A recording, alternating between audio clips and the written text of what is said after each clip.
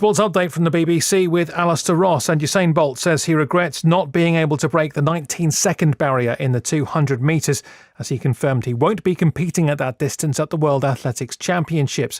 3 of his 8 Olympic golds came over 200 metres, but he's confirmed he'll only run in the 100 and 4x100 in London, his last meeting before retirement. Bolt was speaking ahead of his final race before those championships, which is the 100 metres in Monaco on Friday. I've been to the doctor, so we have worked on my back, which is always the main issue.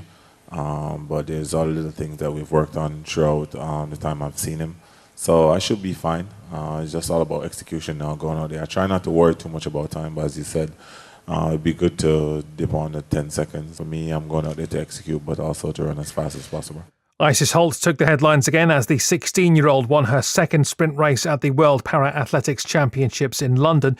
She retained the T35 100 metres title she won as a 14-year-old at the last World Championships, and she set a world record time, telling the BBC afterwards she was shocked at her performance, having just come out of hospital.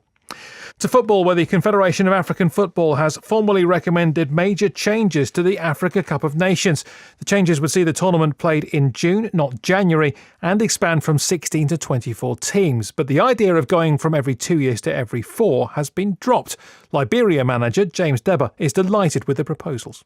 It will mean a lot because we basically were in the process of grooming a new team. And the previous generation, is no longer exists. The George Weah, James Deba era is now finished. And this will give them the necessary exposure. So I think it's good. I think it's really good.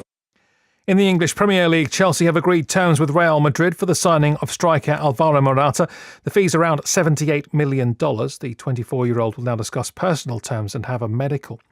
Golf's 146th Open Championship is underway at Royal Birkdale in the northwest of England. It's one of the most prestigious prizes in golf and the third of the year's majors. The last 7 of golf majors have been won by first-time winners. That includes Henrik Stenson of Sweden, who won the Open last year.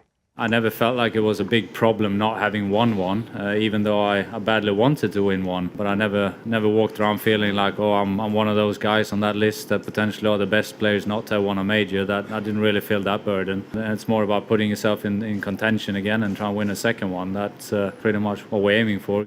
And Marcel Kittel, who went into Wednesday's stage of cycling's Tour de France wearing the lead sprinter's green jersey, has been forced to retire from the race after a crash.